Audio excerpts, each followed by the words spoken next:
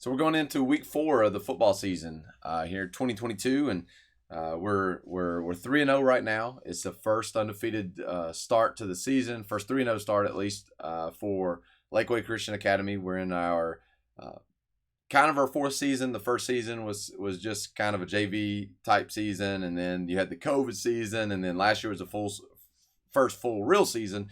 And now it's my first year here. We're 3-0 right now. Exceeding a lot of expectations, but anything can happen still at this point.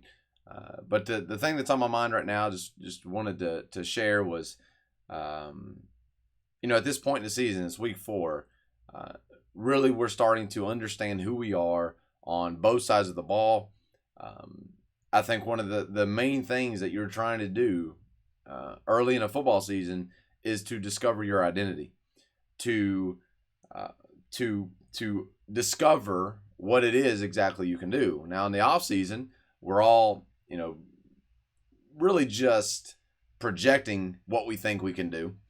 We're coming up with thoughts and schemes and ideas for how we think we can attack an opponent, how we can win space, restrict space. But ultimately, until we play another team, so all the way through spring ball, your 7-on-7s and then your scrimmages and practices, it's really hard to know just exactly who you are until you start to play other people.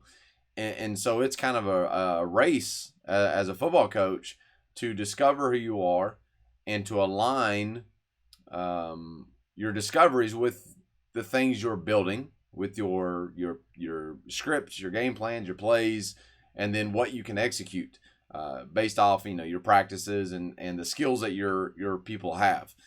So again, that big picture of what we're trying to do, we're trying to increase the potential of our program by getting the right people on the bus, and then and getting those people, hopefully they're inspired, so they're internally motivated. But if not, we got to motivate them to show up every day for the vision of the program, to invest energy into developing themselves, into growing.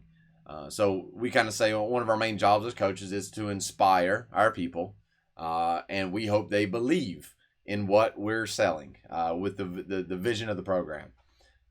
And then we as coaches, we're supposed to take that investment. If they're going to work and invest energy into the program, we've got to take that investment and we've got to decide how to develop them. And their job is to grow. So we help decide what to do to develop them physically, mentally, spiritually, and then they grow in those 3 areas. And football specific, it is taking that potential talent that we have been blessed with and turning it into skills that win space in football. And then that third phase. So if we're inspired and we believe and we're developing and growing, then it comes down to empowering our people to utilize the skills that have been developed. So we empower them for achievement. So their job now, if they believe, if they've grown, is to now achieve based off their current level of growth. And our job to help them achieve is to empower them. We empower them by helping them mesh together 11 people's skills, one play at a time.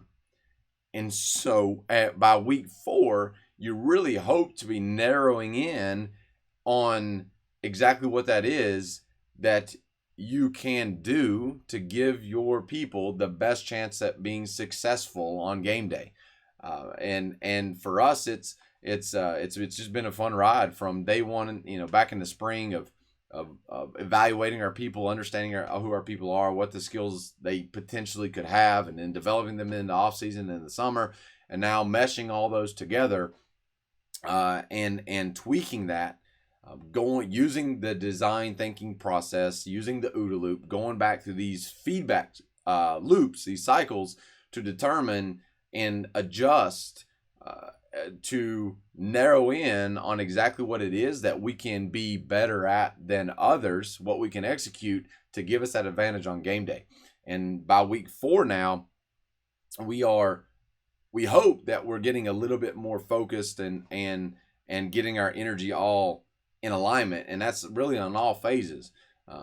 We're definitely not there, and you're never really ultimately aligned and perfect. But those that figure that out the fastest are going to, again, based off your potential, okay, because that's kind of the ceiling. Again, you may not win every game, but you're going to, at least as a coach, put your people in the best position to be successful based on your ability to identify what you can execute, what you can be good at, what's going to give you advantage versus your opponents. So that's a big thought, at least where we are right now, where I am right now, and making sure that now we should be really zeroing in on that, and from this point on, it's more it's getting deeper into those areas versus being a little bit more on the surface in various thoughts, various schemes. You start to get a little bit more deeper into things that you do well. So you may have tested a few things in the first couple of weeks, but by this point you're starting to see, okay, well you only need to be good at a handful of things. Now you might present those in a bunch of ways, but okay, these are the things we can be good at. Now let's get a little deeper. Let's tweak them. Let's dress them up a little bit differently.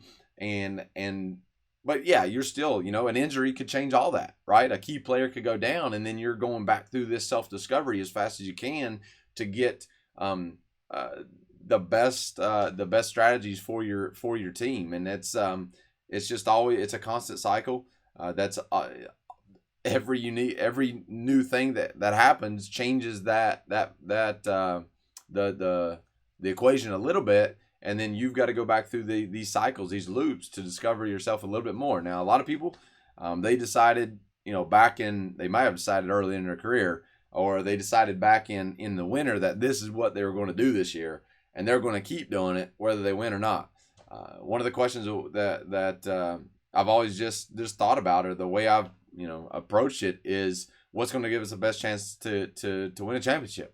I mean, that's how we look at it, and regardless if our potential really is capable of doing that, I still want to coach in a way that provides us the best opportunity, puts us in the best position to do that. So if I don't feel that our current strategy, and I don't just mean on the field, but in all phases of the game, if our current strategy, if it doesn't feel like it's leading us towards that or giving us the best chance to do that or reach our potential, at least on game day, then we've got to readjust, we've got to analyze, and we've got to figure out the best path forward.